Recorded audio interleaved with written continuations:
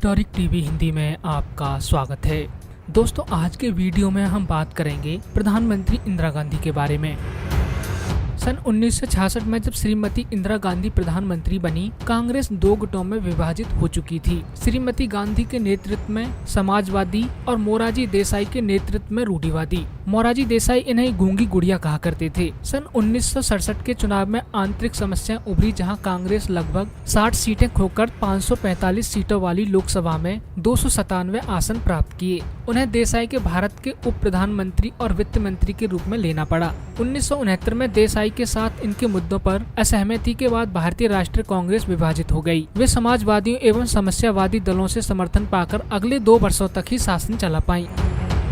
उसी वर्ष जुलाई 1969 को उन्होंने बैंकों का राष्ट्रीयकरण किया। 1971 में बांग्लादेशी शरणार्थी समस्या हल करने के लिए उन्होंने पूर्वी पाकिस्तान की ओर से जो अपनी स्वतंत्रता के लिए लड़ रहे थे, पाकिस्तान पर युद्ध घोषित कर दिया। 1971 के युद्ध के दौरान राष्ट्रपति रिचर्ड निक्सन के अधीन अमेरिका अपने 7वें बेड़े को भारत को पूर्वी पाकिस्तान से दूर करने के लिए यह वजह दिखाते हुए कि पश्चिमी पाकिस्तान के खिलाफ एक व्यापक हमला विशेष रूप से कश्मीर के सीमा क्षेत्र के मुद्दे को लेकर हो सकता है, चेतावनी के रूप में बंगाल की खाड़ी में भेजा। इस कदम ने भारत को विश्व से विमुख कर दिया था और प्रधानमंत्री गांधी ने अब तेजी के साथ एक पूर्व सतर्कतापूर्ण राष्ट्रीय सुरक्षा और विदेश नीति को नई दिशा दी। भारत और सोवियत संघ पहले ही मित्रता और आपसी सहयोग संधि पर हस्ताक्षर कर चुके थे, जिसके परिणाम स्वरूप 1971 के युद्ध में भारत की जीत में राजनीतिक और सैन्य समर्थन का पर्याप्त योगदान रहा। लेकिन जन समाजवादी चीन गणराज्य से परमाणु खतरे तथा दो दखलंदाजी में रुचि भारत की स्थिरता और सुरक्षा के लिए अनुकूल नहीं महसूस किए जाने के मद्देनजर गांधी का अब एक राष्ट्रीय परमाणु कार्यक्रम था। उन्होंने नए पाकिस्तानी राष्ट्रपति जुल्फिकार अली भुट्टो को 1 सप्ताह तक चलने वाली शिमला शिखर वार्ता में आमंत्रित किया था। वार्ता के विफलता के करीब पहुंचे दोनों राज्य प्रमुखों ने अंततः शिमला समझौते पर हस्ताक्षर किए, जिसके तहत कश्मीर विवाद को वार्ता और शांतिपूर्ण ढंग से निपटाने के लिए दोनों देश अनुबंधित हुए।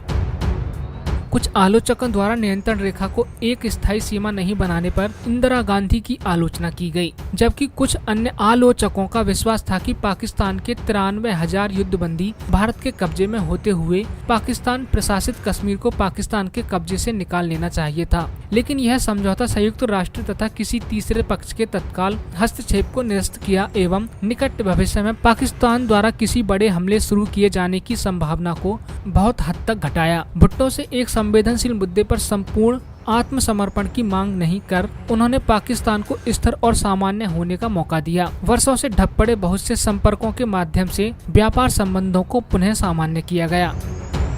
स्माइलिंग बुद्धा के अनौपचारिक छाया नाम से 1974 में भारत ने सफलतापूर्वक एक भूमिगत परमाणु परीक्षण राजस्थान के रेगिस्तान में बसे गांव पोखरण के करीब किया। शांतिपूर्ण उद्देश्य के लिए परीक्षण का वर्णन करते हुए भारत दुनिया की सबसे नवीनतम परमाणु शक्ति घर बन गया। 1960 के दशक में विशेषीकृत अभिनव कृषि कार्यक्रम और सरकार प्रदत्त अतिरिक्त समर्थन लागू होने पर अंततः भारत में हमेशा से चले आ रहे खाद्यान्न की कमी को मूलतः गेहूं, चावल, कपास और दूध के संदर्भ में अतिरिक्त उत्पादन में बदल दिया गया। बजाय संयुक्त राज्य से खाद्य सहायता पर निर्भर रहने के, जहां के एक राष्ट्रपति जिन्हें श्रीमती इंदिरा गांधी काफी नापसंद करती थी, यह भावना आपसी थी। निक्सन को इंदिरा चुड़ैल बुढ़िया लगती थी। देश एक खाद्य निर्यातक बन गया। उस उपलब्धि को अपने वाणिज्य सफल उत्पादन के विविधीकरण के साथ हरित क्रांति के नाम से जाना जाता है। इसी समय दुग्ध उत्पादन में वृद्धि से आई श्वेत क्रांति से खासकर बढ़ते हुए बच्चों के बीच कुपोषण से निपटने में मदद मिली। खाद्य सुरक्षा जैसे कि यह कार्यक्रम जाना जाता है। 1975 के वर्षों तक श्रीमती गांधी के लिए समर्थन की एक और स्रोत रही। 1960 के प्रारंभिक काल में संगठित हरित क्रांति गहन कृषि जला कार्यक्रम IADP का अनौपचारिक नाम था, जिसके तहत शहरों में रहने वाले लोगों के लिए, जिनके समर्थन पर गांधी युग वास्तव में समस्त भारतीय राजनीतिक गहरे रूप से निर्भरशील रहे थे, प्रचुर मात्रा में सस्ते अनाज की निश्चयता मिली। यह कार्यक्रम 4 चरणों पर आधारित था।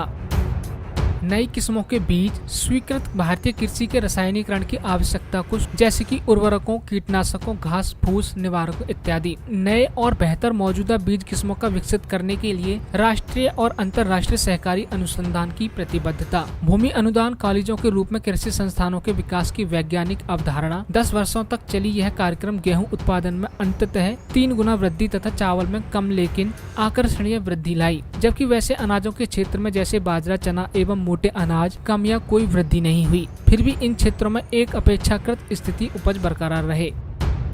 1971 के चुनाव में विजयी और द्वितीय कार्यकाल। गांधी की सरकार को उनकी 1971 के जबरदस्त जनादेश के बाद प्रमुख कठिनाइयों का सामना करना पड़ा। कांग्रेस पार्टी की आंतरिक संरचना इसके असंख्य विभाजन के फलस्वरूप कमजोर पड़ने से चुनाव में भाग्य निर्धारण के लिए पूरी तरह से उनके नेतृत्व पर निर्भरशील हो गई थी। गांधी का सन 1971 की तैयारी में नारे का विषय था गरीबी हटाओ। यह नारा और प्रस्तावित गरीबी हटाओ कार्यक्रम का खाका जो इसके साथ आया, गांधी को ग्रामीण और शहरी गरीबों पर आधारित एक स्वतंत्र राष्ट्रीय समर्थन देने के लिए तैयार किए गए थे। इस तरह उन्हें प्रमुख ग्रामीण जातियों के दबदबे में रहे राज्य और स्थानीय सरकारों एवं शहरी व्यापारी वर्ग को अनदेखा करने की अनुमति रही थी और अतीत में बेजुबान रहे गरीब के हिस्से कम से कम राजनीतिक मूल्य एवं राजनीतिक भार दोनों की प्राप्ति में वृद्धि हुई। गरीबी हटाओ के तहत कार्यक्रम हालांकि स्थानीय रूप से चलाए गए, परंतु इनके वित्त पोषण, विकास, परिप्रेक्षण एवं कर्मीकरण नई दिल्ली तथा भारतीय राष्ट्रीय कांग्रेस दल द्वारा किया गया। ये कार्यक्रम केंद्रीय राजनीतिक